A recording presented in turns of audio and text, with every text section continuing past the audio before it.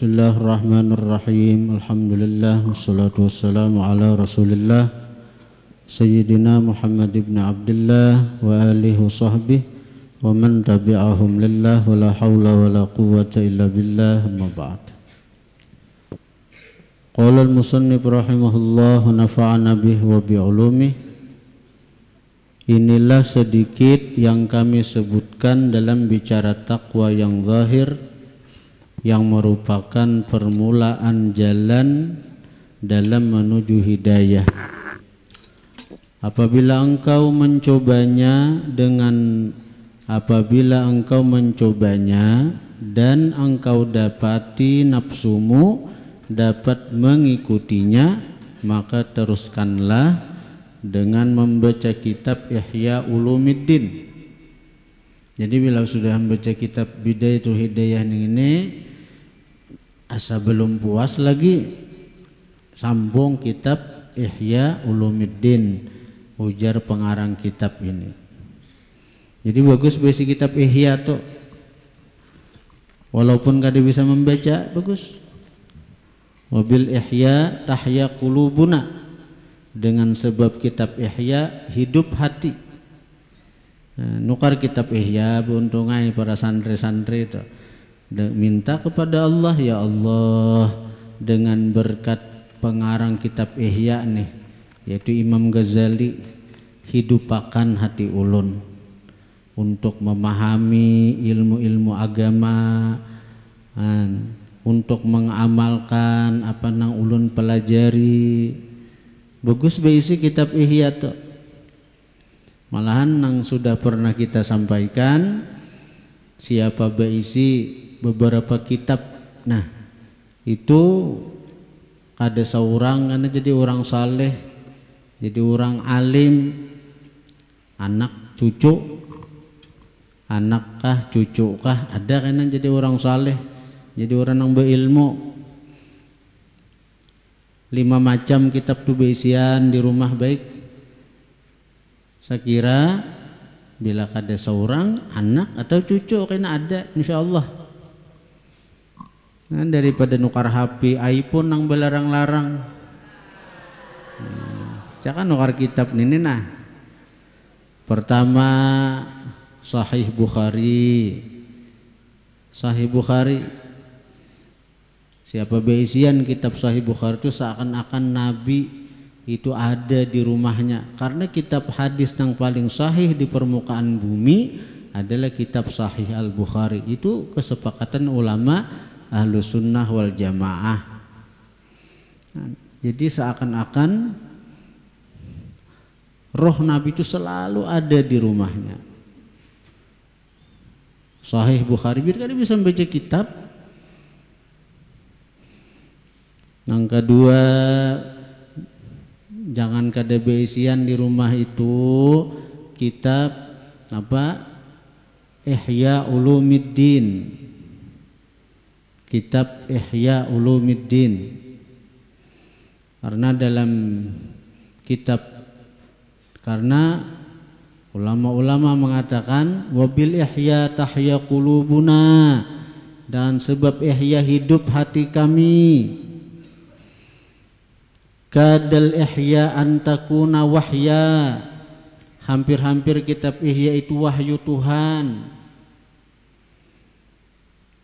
Lau yajuz an natakallama fi shalah bi ghairil Qur'an la jaza an natakallama bil ihya. Seandainya boleh kita berpandir di dalam sembahyang selain Al-Qur'an, niscaya kita berpandir dengan kitab Ihya. Nah, daripada pujian-pujian ulama dengan Imamul Ghazali ini luar biasa. Bahkan ujar ulama, seandainya ada Nabi sesudah baginda Rasulullah, seandainya Allah nih hendak mautus Nabi sesudah baginda Rasulullah, niscaya nang pantas sudahlah Imam Ghazali.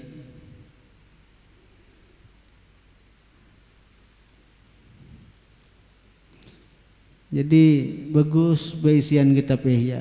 Tapi niatakan tadi bagi nang belum bisa membaca kitab, Mudahan arti berkat aku nukar ihya nih Allah bisa akan membaca kitab itu. Bagi nang hendak jadi syarat rumah aja mudah-mudahan dan berkat kitab ihya ini. Nah ihya itu apa artinya? Ihya itu menghidupkan, artinya menghidupkan. Berkat baisian ihya di rumah ini hidup hati kami untuk selalu menuntut ilmu, hidup hati kami untuk beribadat. Nah itu artinya ada larang juga ihya tuh. Yang ketiga baisian kitab azkar di rumah lah. Bi'idar wastaril azkar. Ujar ulama, bi'idar wastaril azkar. Jual rumah tukar azkar, ada rugi. Nah, daripada sampai ke itu namun gak ada berduit nukar azkar jual rumah ada rugi, diganti Tuhan aja azkar. Bi'idar wastaril azkar itu kata-kata ulama ahlillah wali-wali Allah nih tuh.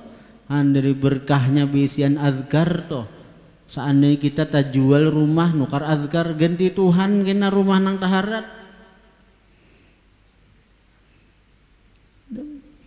Mencari syarat rumah ada usah nang macam-macam, apalagi nang menyalahi syariat. Apalagi gambar-gambar macam-macam, gambar hantu ditikap di dinding. Nukar azkar andak di lemari. Ada bisa membaca kitab, kaina ada keturunan kita nang bisa membaca kaina. Anak kah, cucu kah? Melihat kita kitab, wah kitab kai beresih pintar benar kai membaca aja. Ada sindebitan. Padahal nukar wara juga ada kaina. Nang keempat kitab Hilyatul Aulia. Nah ini nang masyhurnya orang Hilyatul Aulia. Guru sekumpul sangat menganjurkan baisian kitab Hilyah ini. Nang kada bisa membaca kah, nang membaca kah. Guru di Gampa pun sih menganjurkan juga. Hilyatul Aulia, pakaian para wali, perhiasan para wali. Siapa baisian kitab Hilyatul Aulia itu maka seakan-akan rohani para wali-wali nang disebutkan di kitab itu ada di rumah kita. Nah nang kelima Syarah Ainiyah. Syarah Ainiyah itu adalah para wali-wali dari kalangan Ba'alawi. Ini bubuhan nang anti Ba'alawi nang ada bisa Syarah Ainiyah narai juga. Coba belajar kitab Syarah Ainiyah, pelajari dengan mata, dengan hati yang bersih, insya Allah tambah cinta dengan para habaib dari kalangan Ba'alawi. Nah, jadi 5 macam tuh, 5 macam tuh baisian itu Sahih Bukhari, Ihya Ulumuddin, Azkar, Hilyatul Aulia, Syarah Ainiyah. Betagih lawan abah mama, anak-anak santri ini nah betah kada hakun kawitan ada sampai sebegi iPhone itu.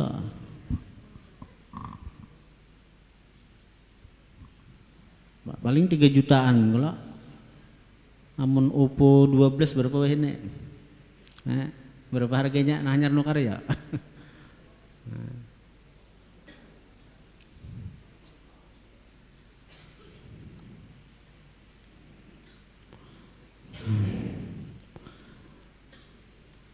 Supaya engkau sampai kepada bicara takwa yang batin.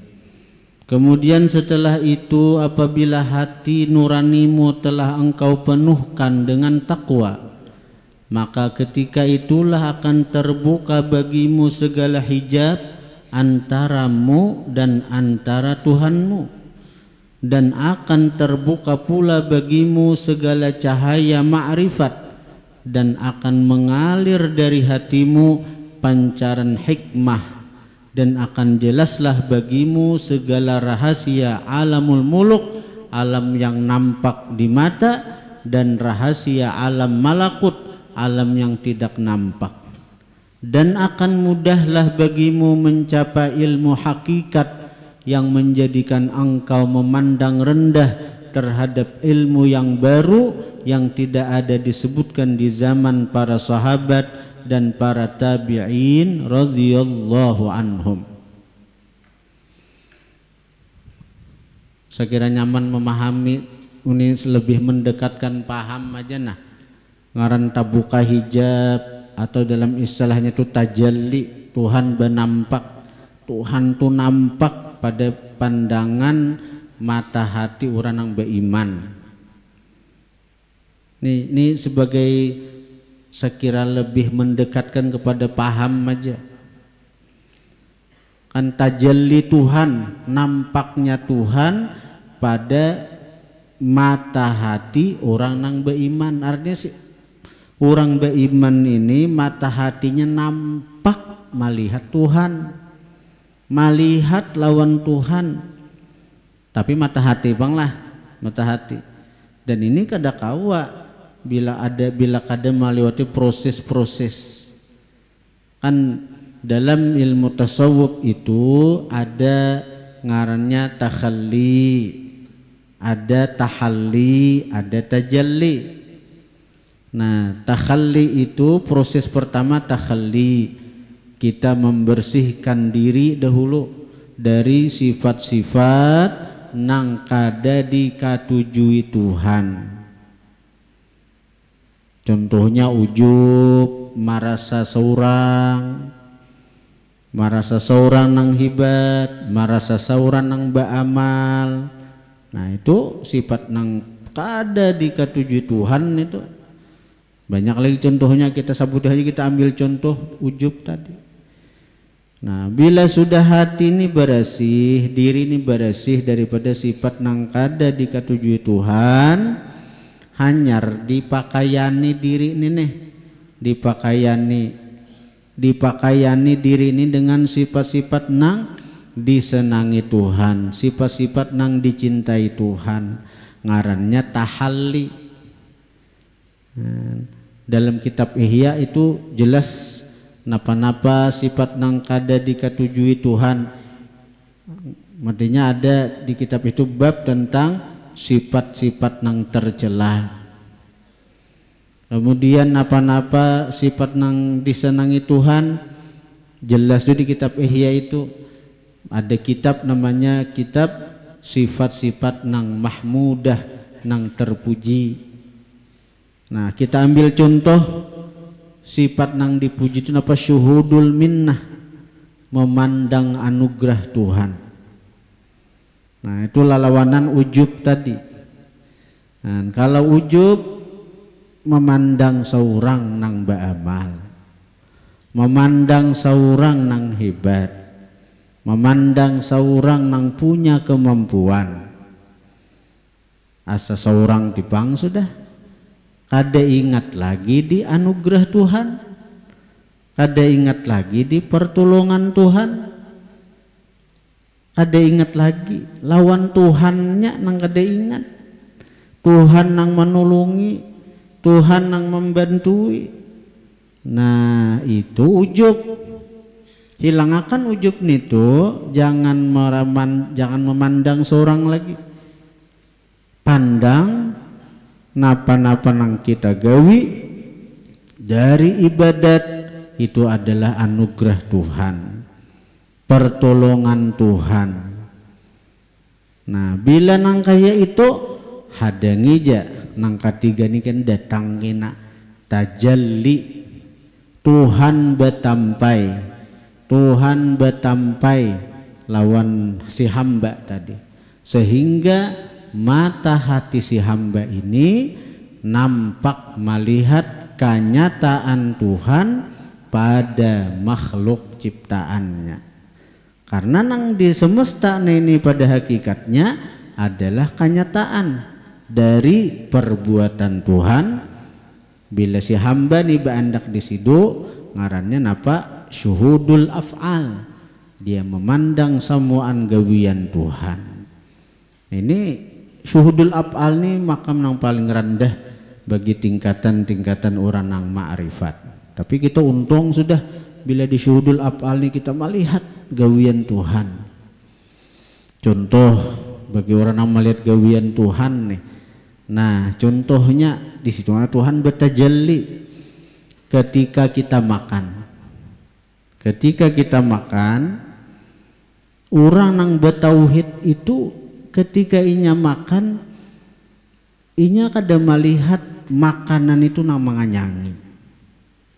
Ketika makan toh, makan. Lalu begitu makanan masuk ke parut, Tuhan bertajalli di hati si hamba tadi, maka inya melihat nampak dengan mata hatinya Allah nang manganyangakan, bukan makanan itu. Nah, ketika si hamba ini nampak di hatinya, ingat ini nang manganyangakan nang ini lain makanan, nang manganyangakan ini lain nasi, nang manganyangakan ini Allah. Maka artinya di situ ketika inya makan batajalli Allah, benampak Allah di mata hati si hamba, maka melihatlah si hamba bahwa Allah nang manganyangakan inya, bukan makanan itu. Nah itu tuh orang nang kanal sudah lawan Tuhan itu tuh, kanal lawan Tuhan. Napa contohnya? Napa lagi? Misalnya ketika inya garing, orang yang ma'rifat, orang kenal lawan Tuhan tuh garing, minum obat. Mun orang yang tahijab tadinding, ketika inya minum obat, ampih garing, obat tupang jinya nang maampihakan. Obat tupang nang maampihakan, nah orang tadinding lawan Tuhan ngarannya. Tadinding lawan Tuhan. Tapi bagi orang yang mata hatinya terbuka,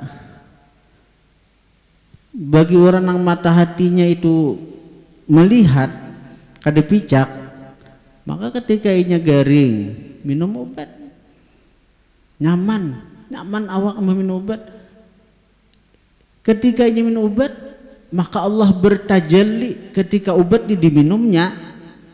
Allah bertajalli di hati si hamba tadi, maka nampak. Tajalli itu artinya bernampak, tajalli itu artinya nampak. Allah bernampak, Allah bertampai di hati si hamba. Maka si hamba ini kada melihat lagi panglawan si ubat tadi, kada melihat lagi lawan ubat ni tu nang maampihakan kada. Ubat tu ubat tu cuma asbab nang kada memberi bekas. Imbah minum ubat hancur ubat tu ada pai lagi. Cuma kenapa begitu kita garing kita minum obat ampih.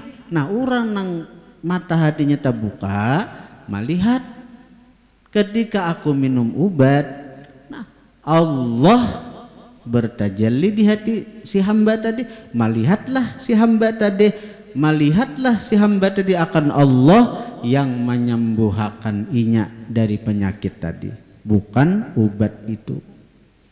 Nah itu arti tajalli tadi, nampak inya melihat, karena memang Allah bernampak lawan inya, bertajalli lawan inya, bertampai lawan inya. Bukan arti tajalli Allah tu Allah bernampak tu bercungkung di hadapan kita, Allah duduk bersila Allah lawan kita, ada itu.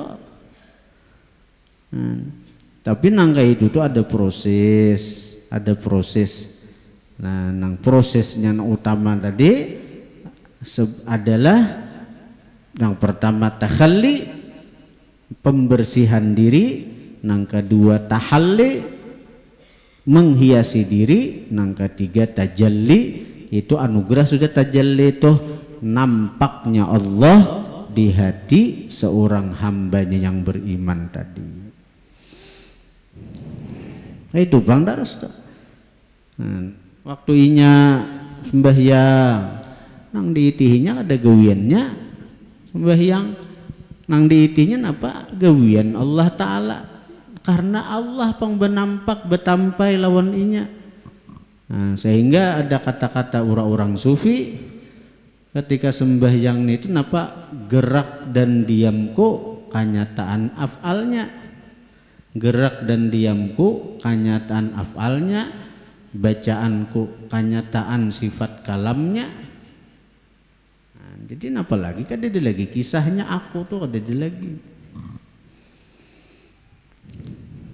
Dan jika engkau hanya menuntut ilmu qil wa qal, artinya ilmu perdebatan dan ilmu masailil khilafiyah, masalah nang khilaf, kenapa hukumnya terbang, kenapa hukumnya mendengar suara bebinian,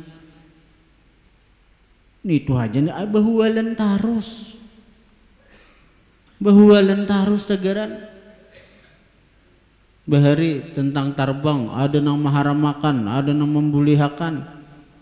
Waktu awal guru sekumpul betarbang itu tumbur sampai ke berabai ulama-ulama berabai itu artinya maharamakan tarbang. Guru sekumpul ada melawani sampai guru sekumpul tuh dikirimi orang tapih, di dalam tapih itu ada kitab Ayyuhal Kiram Darbud Dufub fil Masjid Haram. Jadi orang kisahnya mahadiyahi tapih. Dalam tapih itu ada kitab yang menjelaskan tentang haramnya bertarbang. Ke guru sekumpul mengirim, ada dibalasi guru sekumpul. Nah, tapi kayak apa guru tuh melawannya?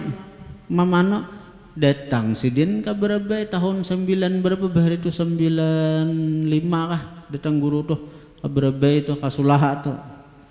Betarbang sidin di Masjid Sulaha betarbang sidin. Ada wani nang bersuara, guru nang datang. Hibak masjid tuh bawah atas hibak. Guru datang tuh betarbang pulang sidin. Ada malawani sidin ini digawi sidin apa? Amun kita nang itu aja dikaji ilmu nang napa hukumnya terbang. Bahualan aja gawian. Apabila lagi waktu kita untuk membersih hati. Kita ini kenapa kita menyuruh orang-orang nang diberi Allah anugerah suara baik, besair. Kalau dengan mendengar suara baik itu tuh nih hati kita hati kita nih bisa tumbuh rindu dengan orang yang dipuji nih tuh. Karena memang fitrah manusia senang mendengar suara baik. Waktu di alam roh, apa Tuhan memandiri kita. Wa idz akhadha rabbuka min bani adama min zuhurihim dzurriyyatahum wa asyhadahum ala anfusihim alastu birabbikum qalu bala syahidna. Ketika Tuhan tuh mengumpulkan kita di alam roh, semuaan dikumpulkan Tuhan. Lalu ujar Tuhan, alastu birabbikum, bukankah aku Tuhan kalian? Iyalah aku nih Tuhan bagi kalian, ujar Allah nih. Roh kita nih mendengar kalam Tuhan beritaan. Roh kita nih mendengar Tuhan memandiri kita beritaan. Lalu kita menjawab semuaan, qalu bala, inggih Tuhan pian Tuhan kami, inggih Tuhan pian Tuhan kami. Nah lalu itu rasa lezatnya itu tertanam di diri kita. Mati roh kita ini kadang-kadang mendengar suara baik, nah bergetar bisa, berunjing bulu awak bisa. Karena mengingatkan kita kepada kejadian di alam roh. Lalu kenapa aja ada nang kafir, ada nang maksiat? Karena kejadian itu ribuan tahun sudah di alam roh nih tuh. Jangankan nang ribuan tahun, nang bulan tadi ingat lah masih napa nang di Pander. Hah? Ini bulan apa sudah? Bulan Oktober. Bulan Januari napa nang di Pander semalam? Ada sampai setahun. Ada ingat lagi kita. Tapi apakah karena kita kada ingat lalu kejadian itu kadada? Kayak kakanakan kita waktu kakanakan bepandir. Ingatlah kita, ada ingat, tapi mama nang ingat ikamnya nakai lagi halus ini. Ngaran kita kada ingat, lalu kita mendustakan leh. Wah mama ini berdusta, lu kada ingat, kita dustakan lah mama. Kita dustakan lah kawitan nang ingat kejadian bahari ini toh. Apakah karena kita kada ingat lalu kejadian itu kadada? Salah pikiran nang kaya itu. Seluruh nabi-nabi itu ingat lawan kejadian di alam roh nito. Karena itu para nabi-nabi itu cuma disuruh mengingatkan di Quran toh, fadzakir fa inna dzikra tanfa'ul mu'minin. Ingatkan wahai kekasihku Muhammad, ingatakan perjanjian bahari bahwa manusia ini hanya mengakui Allah sebagai Tuhan. Ingatkan aja. Fa inna dzikra tanfa'ul mu'minin, maka memberi peringatan itu hanya bermanfaat bagi orang yang percaya. Artinya bagi orang yang percaya. Bagi yang ada percaya ada cagaran bermanfaat. Si anak nih waktu baharinya ikam nak ini ngaran kada ingat tapi nya percaya nangaran kawitan ko mahabarakan percaya nah bermanfaat lah peringatan itu. Ya kalau bahari ikam berjanji lawan dia aku cagaran mengawini ujar ujar lakiannya. Bahari ikam berjanji kalau jamaah hadang aku sampai lulus sekolah. Ini aku sudah tahasus kenapa ikam kawin? Nah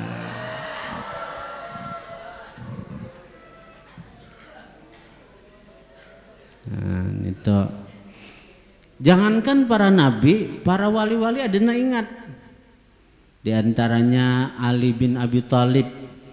Ali bin Abi Thalib itu termasuk orang yang ingat perjanjian di alam roh. Sehingga Imam Ahli itu karena mau tupang sujud lawan berhala. Haratan dalam parut Fatimah binti Asad tuh hendak sujud ke berhala, tinjak Imam Ali parutnya. Sakit parut kada jadi menyembah berhala. Begitu lahir Imam Ali itu ada hakun menyusuk ke kakuitan dah hakun karena Fatimah binti Asad waktu itu belum masuk Islam. Dah hakun Bapang Imam Ali napa sidin ma isap liur baginda Nabi sallallahu alaihi wasallam. Jadi Imam Ali itu bujur-bujur karramallahu wajhah. Allah muliakan wajah sidin kada pernah sujud ke berhala. Mulai dalam parut kakanakan sampai sidin masuk Islam. Matinya galar Imam Ali napa kalau nang lain radhiyallahu anhu. Tapi Imam Ali napa karramallahu wajhah. Dia ada lagi wali na ingat di alam roh Sahal At-Tustari. Imam Sahal Tustari. Ujar Imam Sahal, aku ingat ketika dalam roh siapa nang di kananku, siapa nang di kiriku, siapa nang di hadapanku, siapa nang di belakangku. Karena itu Jesiden aku pinandu siapa orang-orang nang sudah ditetapkan Allah sebagai muridku. Maka mulai di alam roh itulah mereka murid-muridku dalam pengawasanku, dalam penjagaanku. Wah, Imam Sahal Tustari itu. Anak begitu kena di hari kiamat hanya sadar, hanya diingatkan Tuhan kita nih. Ada perjanjian semacam itu lalu menyesallah orang-orang kafir, orang-orang yang maksiat.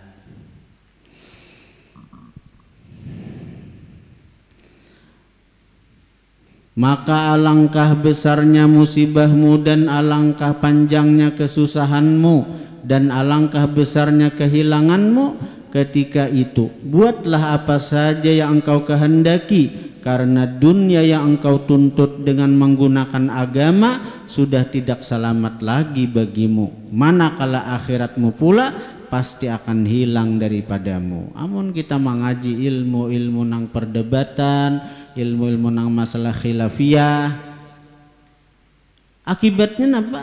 Dunia rugi, bakal lahian karena bahuwalan. Orang hendak memunculkan seorang aja nang bujur, akibatnya bisa bahuwalan, bermusuhan, nan dunia rugi, akhirat rugi. Lihat aja orang-orang nang katuju berdebat neto noh, kada kau tak amalkan ilmunya, nya mencari dalilnya dahulu, sudah dapat dalil, manang tak amalkan.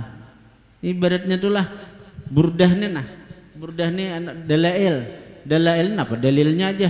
Nabi kadang menyuruh baca dalail, akhirnya berdebat, akhirnya misalnya manang juga nang memadahi dalail ini artinya disuruh karena kandungannya sholawat misalnya ini betah malakan, walaupun manang juga orang nang dilawaninya betah malakan, nang kaya tarawih gitu.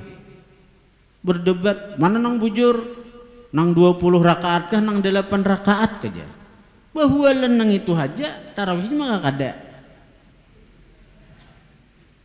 tarawihnya mah kada usah bahuwalan, nang panting digawi itu nang maksudnya nito. Maka siapa yang mencari dunia dengan menggunakan agama, ia akan rugi di dunia dan di akhirat. Dan siapa yang meninggalkan dunia dan memberi perhatiannya kepada agama, pasti ia akan untung kedua-duanya sekali. Maka inilah kata petunjuk untuk memulakan perjalananmu pada bermuamalat dengan Allah Ta'ala dan menunaikan segala suruhannya dan menjauhi segala larangannya. Sekarang akan aku sebutkan kepadamu beberapa petunjuk pula yang dapat engkau jadikan panduan dalam hidupmu di dunia ini bersama dengan Tuhanmu dan bersama dengan segala hamba Allah Ta'ala.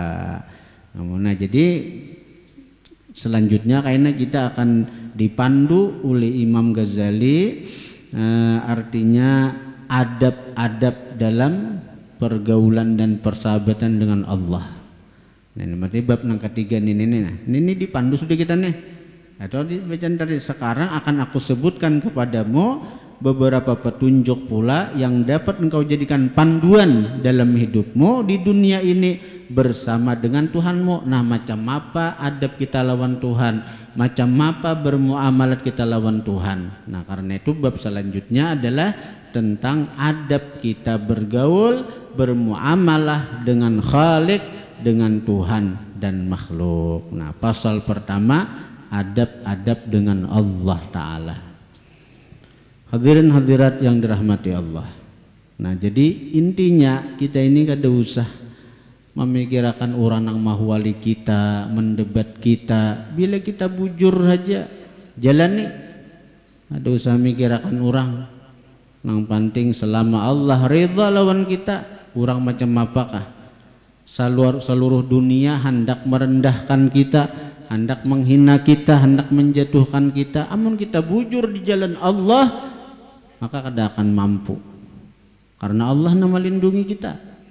Tapi kalau kita di jalan yang salah, seluruh dunia hendak memuliakan kita, kada akan jadi mulia, karena Allah sudah menjatuhkan kita. Walaupun seluruh dunia hendak mengangkat kita, hendak memuliakan kita, kita tetap akan hina. Nah, inilah para wali-wali, di antaranya Sayyidi Ahmad Ar-Rifai. Beliau dihina orang, dicaci maki orang, dituduh orang zindik, dituduh orang kafir, dituduh orang ahli bid'ah. Imam Ahmad Rifai itu dalam manakibnya ada itu. Jadi nggak ada peduli. Sidin nggak ada peduli. Malahan ketika ada orang mahina Sidin, kafir, zindik, sampai orang kafir, zindik, macam-macam, ahli bid'ah, sesat, bahkan sampai orang anjing, babi, macam-macam dihina orang. Imam Ahmad Ar-Rifai ini. Jadi Sidin, boleh sih Sidin, terima kasih gurulah minta maaf ulun kada kau membalas kebaikan pian, minta maaf ulun artinya kada kau berbaik lawan pian. Dipuji sidin lagi orang nang mahina sidin. Berterima kasih lagi sidin dan orang nang mahina sidin. Tapa kalah orang nang mahina sidin, tapa kalah.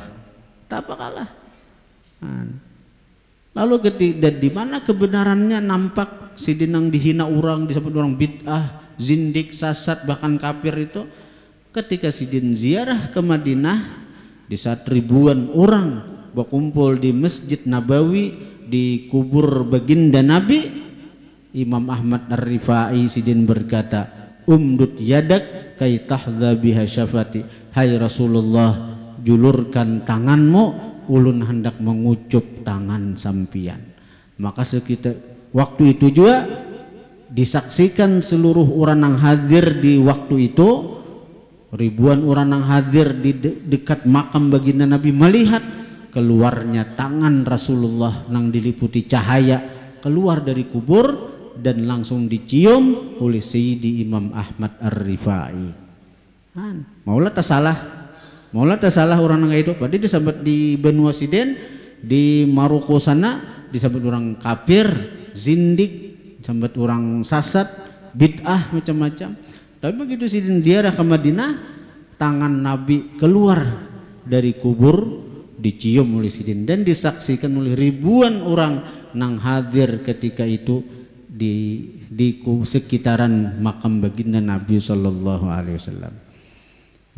Imam Ahmad Ar-Rifai ini Sayyid Habib keturunan baginda Nabi lewat Sayyidina Husain. Insyaallah pada hari Ahad ini kita kedatangan tamu zuriat Sayyidi Imam Ahmad Ar-Rifai, yaitu Syekh Ayyub An-Nuaimi dari Libanon. Hari Ahad ini insyaallah.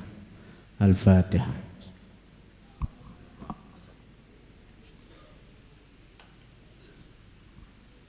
Bismillahirrahmanirrahim. Alhamdulillahirabbil alamin. Allahumma shalli ala sayyidina Muhammadin bil awwalin wa ala sayyidina Muhammadin bil akhirin. Allahumma ighfir lana wa li sayyidina Muhammad warhamna wa li sayyidina Muhammad wasturna wa li sayyidina Muhammad wajburna wa li sayyidina Muhammad. Allahumma arinal haqqa haqqa warzuqna ittiba'ahu wa arinal batila batila warzuqna ijtinaba. Allahumma inna nas'aluka yaqinan sadiqa wa ilman nafi'a wa amalan mutaqabbala. Allahumma inna nas'aluka rizqan wasi'an lan tayyiban maqbula. Allahumma aftah lana bi khairi wa rahmati wa barakati wa bi ni'mati wa quwwati wa salamati wa sihhati wa afiyah. Ya muqallibal qulub tsabbit qulubana ala dinika, ya muhawwilal ahwal hawil halana ila ahsanil hal. Rabbana hab lana min azwajina wa dzurriyyatina qurrata a'yun waj'alna lil muttaqina imama. Rabbana zalamna anfusana wa illam taghfir lana wa tarhamna lanakunanna minal khasirin. Rabbana atina fid dunya hasanah wa fil akhirati hasanah wa qina adzabannar. Subhanaka rabbika rabbil izzati amma yasifun, salamun alal mursalin walhamdulillah. Taqabbalallahu minkum.